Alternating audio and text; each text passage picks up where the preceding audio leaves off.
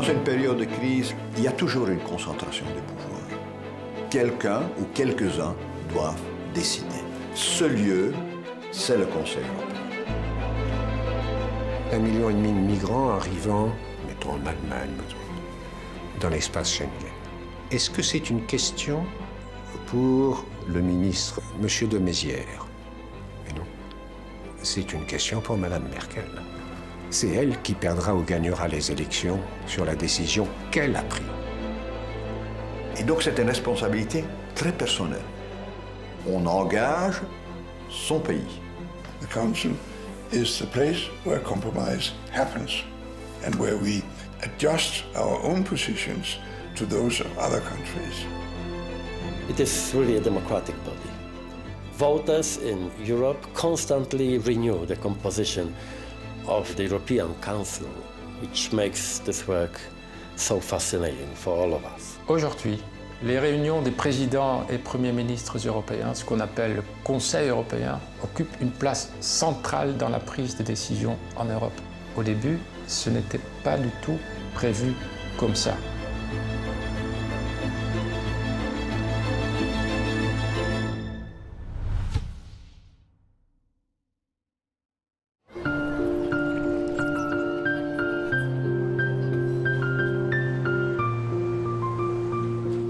Les chefs d'État n'avaient pas leur place dans la communauté.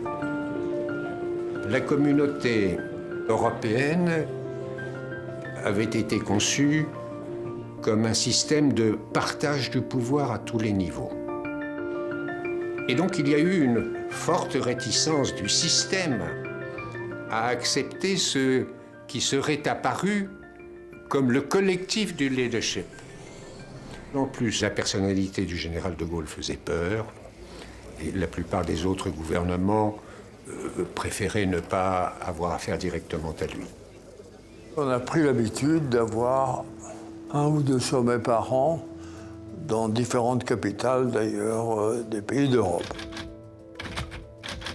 Mais il n'y avait aucune organisation.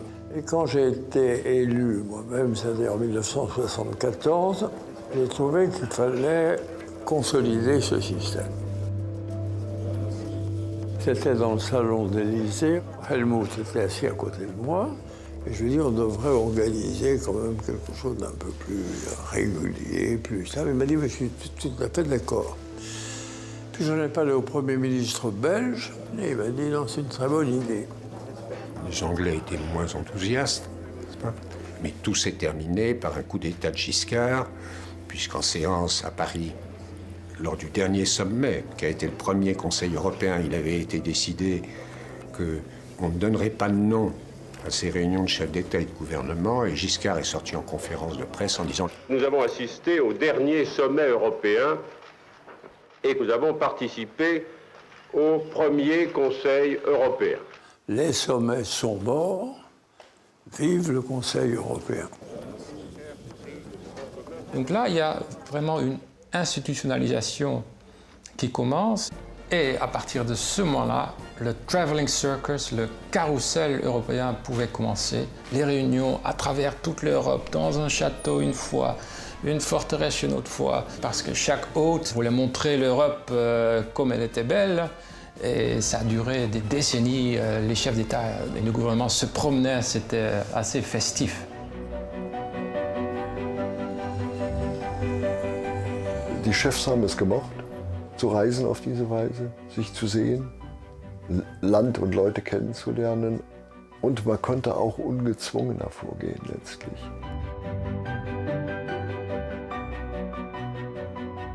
Le Conseil européen, au début, n'existait pas, puisqu'il n'était pas dans le traité. C'était le résultat d'un coup politique de Giscard à son époque, mais n'avait pas d'assises juridique. La codification est venue avec le temps, et notamment en 1986 avec l'acte unique. Le traité a en quelque sorte accepté ce nouveau-né un peu étrange et lui a donné une place dans le régime juridique. Oder man brauchte halt auch den Europäischen Rat für wegweisende Entscheidungen. Die Weichenstellung zugunsten der Erweiterung Spanien-Portugal. Die Entscheidungen in Richtung einheitliche europäische Akte, die Entscheidung in Richtung Maastricht, mussten letztlich von den Chefs selbst getroffen werden. Und das gab dem Europäischen Rat mehr und mehr ein eigenes Gewicht.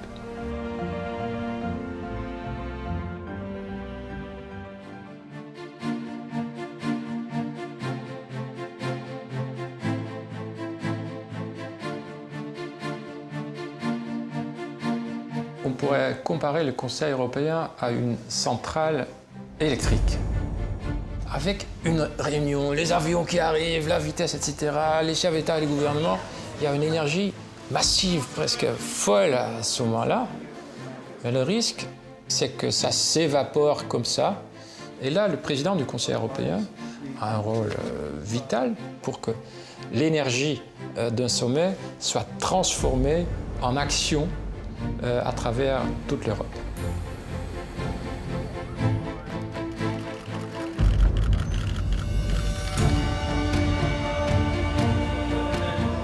C'est une aventure. Chaque fois que je commençais la réunion, je regardais autour de moi. Je connaissais bien sûr chacun d'entre eux, mais il y avait toujours ce doute. Comment est-ce qu'on peut trouver, disons, des ententes ou une entente à 28? Around the table you have 28 real leaders. Each of them is well prepared, intelligent, ambitious, decisive, even bossy. Leading the works of such a team is a real challenge. What is, however, more important is the fact that they are almost always able to find a common thread, ready to risk or sacrifice individual interests for the sake of agreement. This is the essence of political Europe: to argue, to debate, to negotiate, but always in goodwill. The European Union is about compromise. It's never perfect. Shouldn't be unhappy about it not being perfect. It's a human enterprise. If it were perfect, I would be very afraid. The Council depends very much on member states, what kind of governments are, plus what challenges we are confronting inside and outside. Il y a des moments où il y a des conflits, etc., mais il y a aussi des moments où ils sentent intimement le besoin de travailler ensemble et d'être et de faire l'Europe. Et c'est ça le Conseil européen quand il fonctionne au mieux. J'appelle ça le secret de la table.